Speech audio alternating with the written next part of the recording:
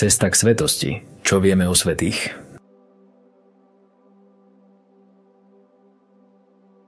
Na našom kanáli Cesta modlitby a viery sa chceme okrem modlitieb priebežne venovať aj príbehom svätých. No skôr, ako sa do toho naplno pustíme, mali by sme si o svätých ženách a mužoch vo všeobecnosti povedať čosi viac. Možno vás to prekvapí, ale podľa renomovaného autora publikácie Veľká kniha svetců, Slavomíra Ravika, úplne kompletný zoznam svätých patrónov neexistuje.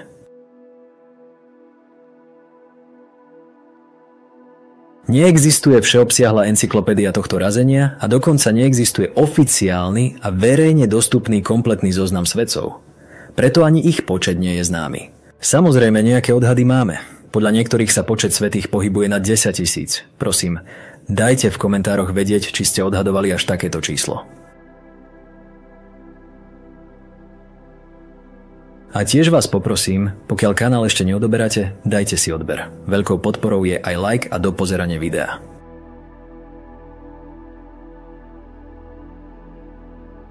Zo srdca vďaka. A posuňme sa teda v téme svätých ďalej. Ako sa teda aspoň trochu vyznať, zorientovať sa medzi svätými mužmi a ženami? Svätí patróni sa môžu viazať na konkrétnu lokalitu, napríklad mesto, krajinu, diecézu, chrám. Svojho svätého má hádam každá profesia či skupina obyvateľstva. A nie zriedka sú svätí patróni spojení aj s ochranou pred nejakou konkrétnou chorobou. Pristavme sa teraz na chvíľku pri slove patrón, keďže o svätých hovoríme v tomto kontexte. Slovo patrón je latinského pôvodu. V starom Ríme označovalo človeka s bohatstvom a vplyvom, ktorý sa v duchu občianskej empatie zaujímal o problémy menej úspešných a pomáhal im. Tento základ prijalo v duchovnej podobe aj kresťanstvo.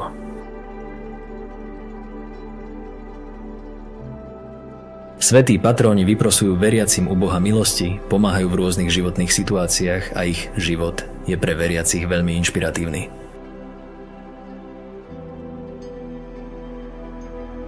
Slovo svetec zas vychádza z latinského sanctus. Svetosť je spojená s Božou prítomnosťou, čistotou a oddelením od hriechu. Osoby, miesta, predmety a činnosti sa považujú za sväté, keď sú zasvetené Bohu, slúžia na jeho oslavu alebo sprostredkúvajú jeho milosť veriacim. Komu a čomu teda z kresťanského hľadiska prislúcha prívlastok svätý? V prvom rade je to Boh, samotný zdroj svetosti, a aj osoby a deje, ktoré sú s jeho pôsobením spojené. Ide o Ježiša a jeho rodinu, následne o apoštolov. Radíme sem tiež Bibliu s dielom 4 evanjelistov, ktorí zaznamenávali Kristovo pôsobenie. Za svätý sa okrem iného považuje aj kríž, sviatosti či Jeruzalem. V zoznamoch svätcov a mučeníkov býva Ježiš spoločne s Jánom Krstiteľom na samotnom začiatku.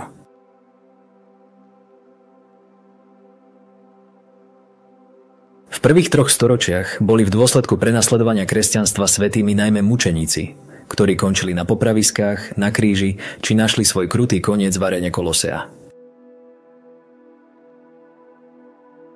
A aj neskôr išlo o výnimočných ľudí, s ktorými sa spájajú zázraky, uzdravenia.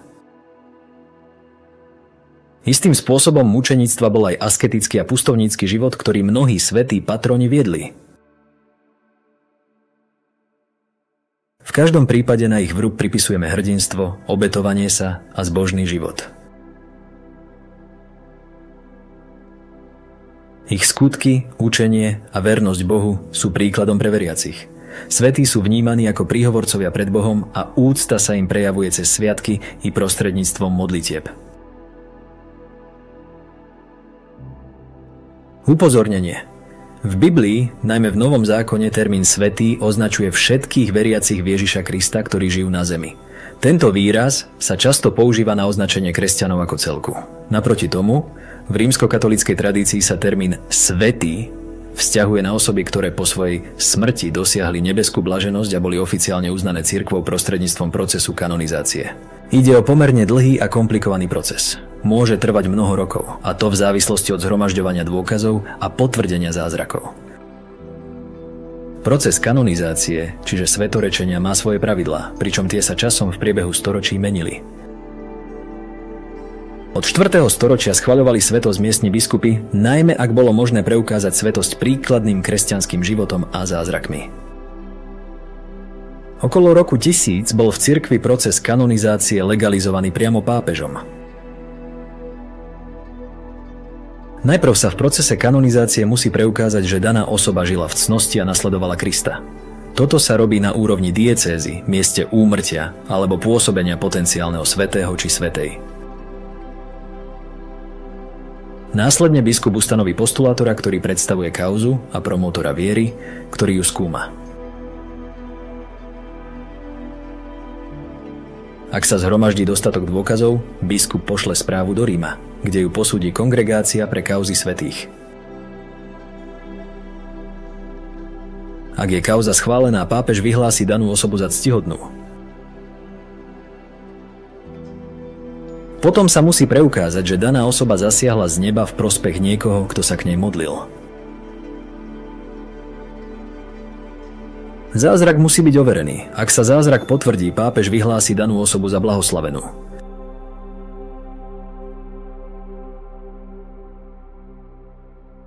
Nakoniec sa musí preukázať, že daná osoba zasiahla z neba ešte raz, a to po svojom blahorečení. Je to druhý zázrak a musí byť taktiež overený. Ak sa druhý zázrak potvrdí, až po tomto všetkom pápež vyhlási danú osobu za svätú. Do roku 1983 boli potrebné 3 zázraky. No v danom roku pápež Ján Pavol II vydal 2 dôležité dokumenty. Tie sa práve týkali procesu blahorečenia a kanonizácie, pričom podľa nich je na vyhlásenie niekoho za blahoslaveného a svätého potrebný jeden zázrak, osobitne pre každú z týchto etáp, ale nie je potrebný v prípade potvrdenia mučeníctva. Zaujímavosťou na záver je funkcia tzv. Diablovho advokáta v procese kanonizácie, ktorá existovala až do roku 1979. Išlo o osobu, ktorá počas kanonizačného procesu predkladala argumenty svedčiace proti svetosti kandidáta či kandidátky. A to by bolo zatiaľ všetko k problematike svätých. Postupne sa vo videách zameriame na úchvatné príbehy jednotlivých svätých. Pokiaľ vás zaujíma život konkrétneho svätého muža alebo ženy, pokojne napíšte svoje preferencie do komentára. Vďaka za vašu pozornosť a podporu, a to či už vo forme palca hore alebo odberu,